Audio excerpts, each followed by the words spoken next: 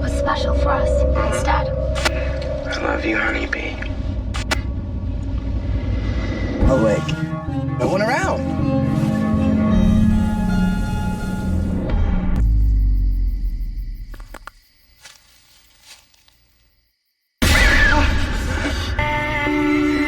What's this? They're mosquito bites. My wife. You look like her, but you're not her. Movie की starting में हम देखते हैं Paul और बी को जो कि अपनी शादी के बाद अपने हैप्पी मोमेंट्स के बारे में बताते हुए रिकॉर्डिंग कर रहे थे। यहाँ वो लोग ये बताते हैं कि कैसे उनकी डेट एक रेस्टोरेंट में शुरू हुई थी, लेकिन बी बीमार हो गई, जिस वजह से उनको घर पर ही रहना पड़ा और वहाँ बेड पर ही कैंप बनाकर पॉल ने बी को प्रपोज कर दिया था, जिस पर बी ने हाँ कर दिया। ऑल्दो उनका प्लान यहाँ पर कैंपिंग करने का था। अब अगले सीन में वो दोनों जंगल के बीचों बीच एक कॉटेज में अपना हनीमून मनाने आते हैं, जो कि बी की फैमिली का ही कॉटेज होता है। पॉल और बी बहुत ही खुश थे और वो एक दूसरे से बहुत प्यार करते थे। अब यहाँ पर बी पॉल को घर दिखाने लगती है, जहाँ पर पुराने टाइम का मोस्टली सामान था और वहाँ एक बियर स्किन भी लगी हुई थी वॉल पर, क्योंकि बी के फादर को हंटिंग का बहुत शौक था। अब वो दोनों इंटीमेट होने लगते हैं और रात को बेड पर पॉल वहाँ रखी हुई डक्स के बारे में पूछता है, जिस पर बी ये बोलती है कि ये अंदर से खोखली है और नकली डक्स हैं ये। अब बी यहाँ पर पॉल को अपने स्पेशल हनीमून नाइट गाउन के बारे में बताती है। रात को वो दोनों सो जाते हैं और रूम में उनके ऊपर एक लाइट आती हुई हमको दिखाई देती है, जिसके बारे में हमको एंड में पता चलेगा। अब अगली सुबह ब्रेकफास्ट के टाइम वो लोग बहुत मस्ती करते हैं और पॉल उस बियर स्किन को देखकर फिर से पूछता है कि इसको किसने मारा, जिस पर बी ये बताती है कि इसको उसके फादर ने मारा था, जिनको हंटिंग बहुत पसंद थी। पॉल अब मजाक में बी से ये पूछता है कि क्या उसने किसी की हंटिंग करी है, जिसमें मजाक में बी ये बोलती है कि उसने फिशेज और फ्रॉग्स को मारा है अपने बेयर हैंड से, जो कि उसको बहुत पसंद था। अब वो दोनों बोटिंग के लिए जाने लगते हैं और पॉल सेफ्टी इक्विपमेंट लेने लगता है, एज उसको पानी से बहुत डर लगता था और इस पर बी मजाक करती है। अगले सीन में वो दोनों बोट पर होते हैं, जहाँ पर वो लोग थोड़ी और मस्ती करते हैं और बी यहाँ पर स्विमिंग के लिए डिसाइड करती है, लेकिन पानी बहुत ठंडा होता है, जिससे कि वो लोग स्विमिंग का प्लान ड्रॉप कर देते हैं।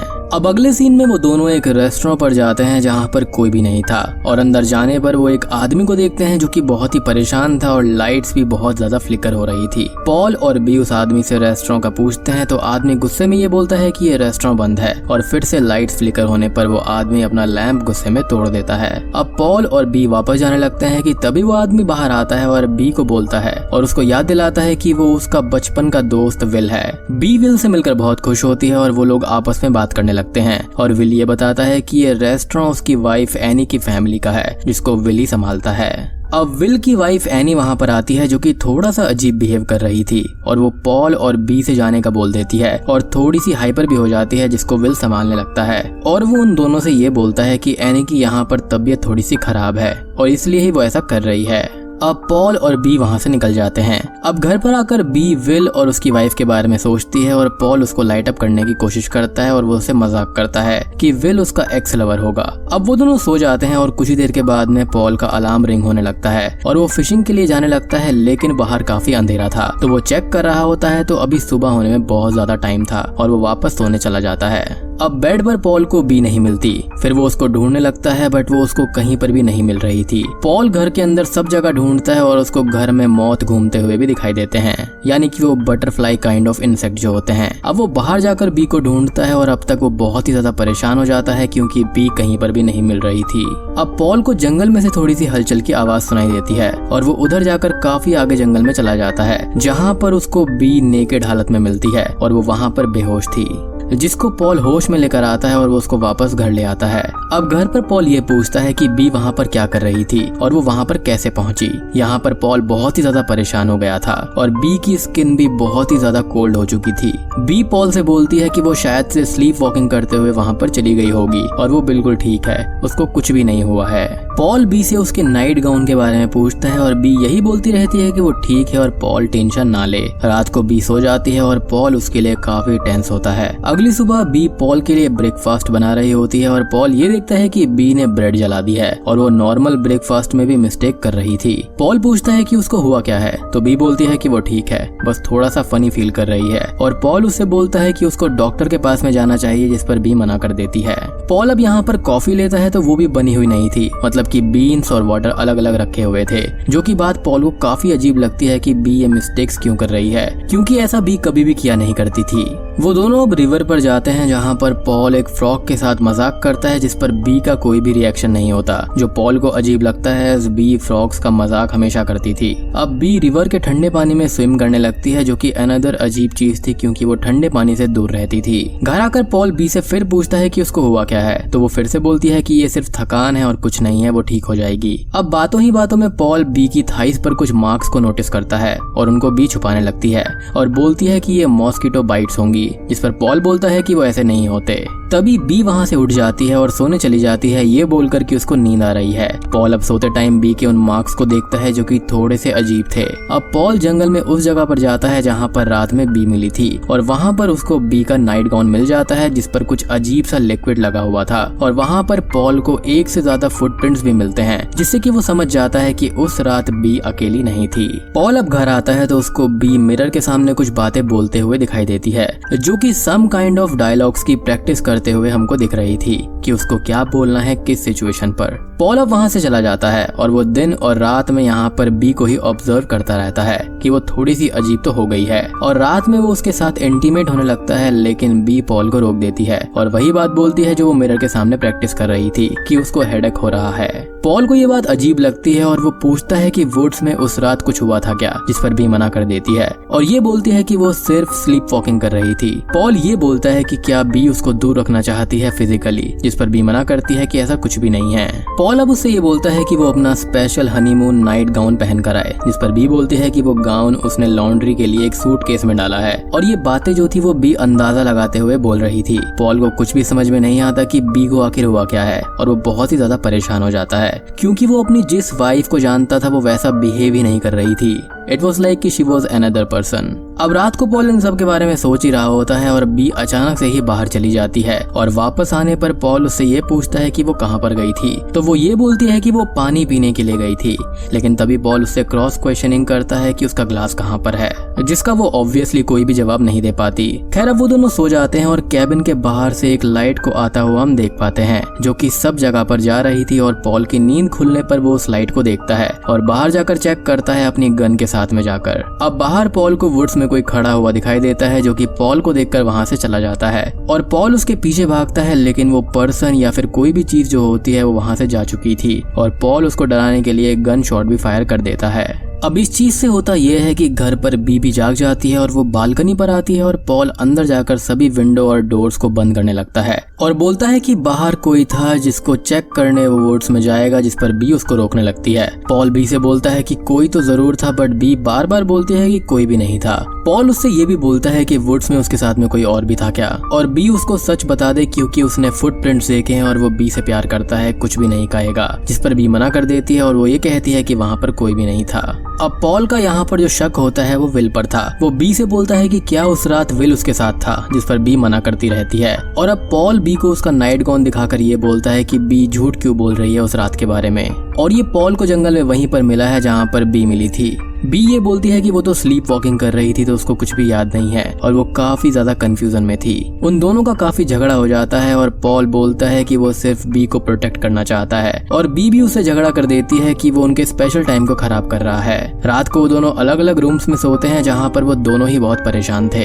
अब अगले दिन पॉल जागता है तो वो ये देखता है कि बी एक डायरी में अपने ही बारे में लिख रही होती है कि मैं कौन हूँ, मेरा हस्बैंड कौन है, एज क्या है, एड्रेस क्या है एंड ऑल। और पॉल उससे इसके बारे में पूछता है तो बी डायरी छुपा लेती है और बोलती है कि कुछ भी नहीं। अब पॉल बी से गुस्सा हो जाता है, जिसको बी बार बार मनाने की कोशिश करती है, लेकिन पॉल गुस्से में ही रहता है और वो बी के घाव के बारे में पूछता है, जिस पर बी बोलती है कि वो ठीक हो चुकी है, लेकिन पॉल देखता है कि वो घाव और भी ज्यादा बढ़ गए थे और वो ये बोलता है कि ये तो बग बाइट्स लग ही नहीं रहे हैं और कम ना होकर ज्यादा हो गए हैं। अगले सीन में पॉल और बी रिवर पर होते हैं और पॉल बोलता है कि उनको यहाँ से चले जाना चाहिए एज यहाँ पर अब कुछ भी ठीक नहीं है। तो बी उसको समझाने की कोशिश करती है और पॉल उसके साथ इंटीमेट होने लगता है, लेकिन बी ब्लीड करने लगती है, जिससे पॉल बहुत ही ज्यादा परेशान हो जाता है। घर आकर वो बी से बोलता है कि उनको हेल्प के लिए डॉक्टर के पास जाना चाहिए, जिस पर बी बोलती है कि ये पीरियड ब्लड है और ये कुछ भी नहीं है। पॉल बोलता है कि बी के पीरियड्स अभी आने में टाइम है।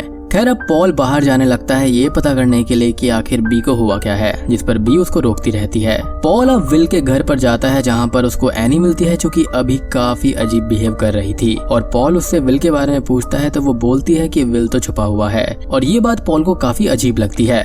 एनी अब अपनी बोट से रिवर में चली जाती है और पॉल को पानी में विल की कैप डली हुई मिलती है जिस पर ब्लड लगा हुआ था। पॉल अब विल और एनी के घर पर जाता है और मेन डोर पर एक कैमरा नोटिस करता है और घर के अंदर जाता है जहाँ पर वो लाइट्स ऑन करने की कोशिश करता है लेकिन लाइट्स फ्लिकर होने लगती हैं।